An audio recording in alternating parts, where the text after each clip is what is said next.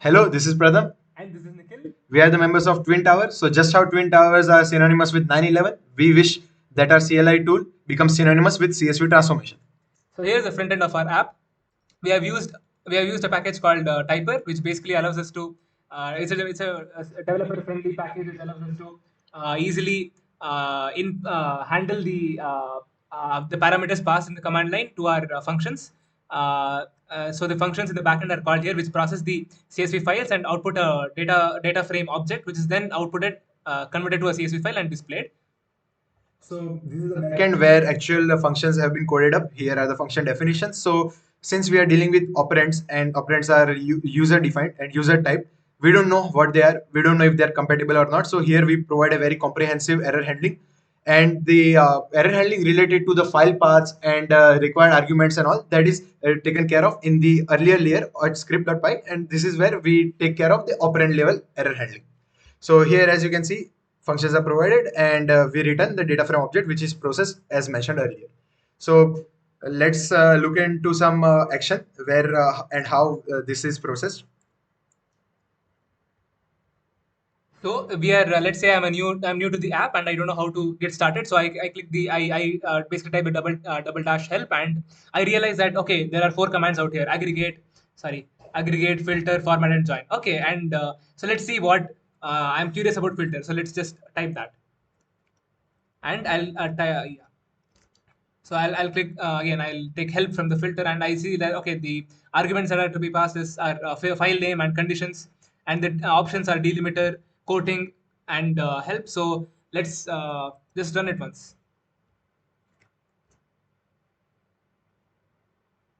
So as you can see here, like with the required arguments, we can see here there is a field called delimiter, which is set for the output CSV file, what delimiter has to be used, and quoting to account for the distinguishability of the delimiter with compared to the data entries. So quoting will help in encoding the delimiter compared to the data entry, which will lead to less errors in the future.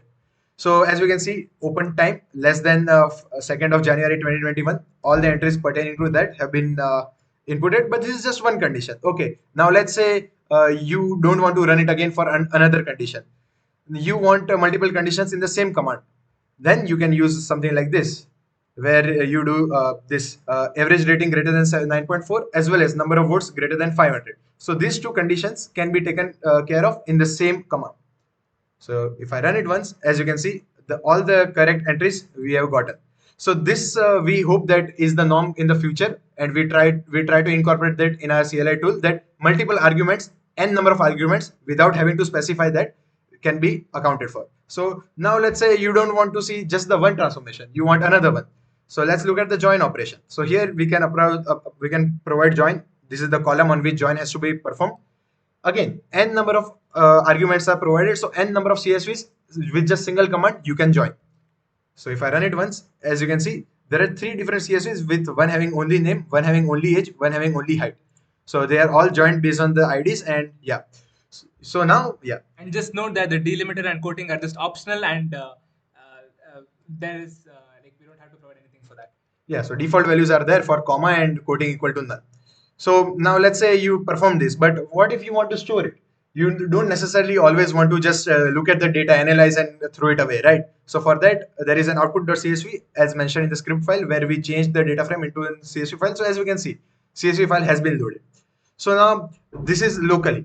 What if you want to combine it with other applications that use a database on their backend? So you would wish to upload it to a backend, a database. To take care of that, we have this CSV2 model file, where we'll just connect to our database, localhost MySQL database, and add into that. So now here we can specify the command name. We can just call it info, because it is the information of the personnel. So if we run it, it will finish executing, and let's go and check some things here. So here I'll just have to type in my credentials to connect to the MySQL database. So yeah, now I'm connected. Let's use the database, which is CodeQuest, and let me show that. So yeah, so these are the tables. So as we can see, info that we tried to incorporate has been added. So let's select everything from info and see what it actually contains. So as you can see, all the details are contained, and it provides the append feature rather than override feature, which is very useful because multiple people using the same command, you want to collect their data, not overwrite each other's data. So hence this will take care of that. And since the delimiter was colon, you can see they are separated by a colon. So this is how you can save your progress or the transform CSV directly into the database. And different for different formats of CSV, such as which are delimited by colon or comma or backslash t, are handled in our in the backend, and even the outputs of their output format can be specified in the command line. So this sniffer of CSV helps us accomplish that. And yeah, so this is how we have taken care of everything. And yeah, so database part of things, various delimiter parts of things. So everything has been taken care of. Compressive error handling and Reporting yes. different formats of CSV. Yes, so we hope that you like what we have what we have worked on. We are proud to call it our own, and we hope that more tools such as this become the norm in the future. So thank you for this opportunity where we worked, and this we take this as a learning opportunity. So we are thankful for that, and thank you. Bye.